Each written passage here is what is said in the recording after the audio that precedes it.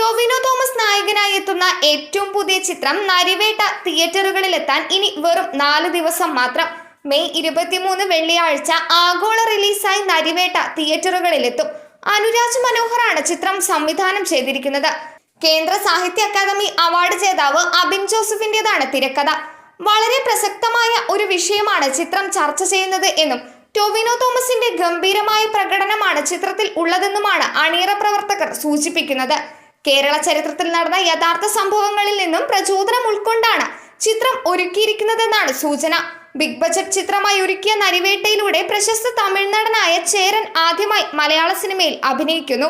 ടൊവിനോ തോമസ്, ചേരൻ എന്നിവർ കൂടാതെ സുരാജ് വെഞ്ഞാറമൂട്, പ്രിയംവദ കൃഷ്ണ, ആര്യ സലീം, റിനി ഉദയകുമാർ എന്നിവരും ഈ ചിത്രത്തിന്റെ താരനിരയിലുണ്ട്.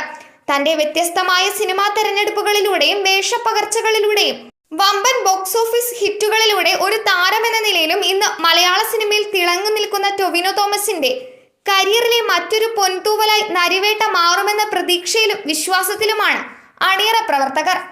എൻ.എം. ബാദുഷയാണ് നരിവേട്ടയുടെ എക്സിക്യൂട്ടീവ് പ്രൊഡ്യൂസർ.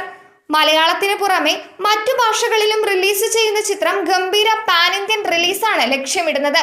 തമിഴിൽ AGS എന്റർടൈൻമെന്റ് വിതരണം ചെയ്യുന്ന ചിത്രം തെലുങ്കിൽ വിതരണം ചെയ്യുന്നത് മൈത്രി മൂവി മേക്കേഴ്സ് ആണ്. ഹിന്ദിയിൽ wide angle media private limited ചിത്രം പ്രദർശനത്തിന് എത്തിക്കുമ്പോൾ കന്നഡയിൽ എത്തിക്കുന്നത് ബാംഗ്ലൂർ കുമാർ ഫിലിംസ് ആണ്. ഐക്കൺ സിനിമാസ് ആണ് ചിത്രം കേരളത്തിൽ പ്രദർശനത്തിന് എത്തിക്കുന്നത്.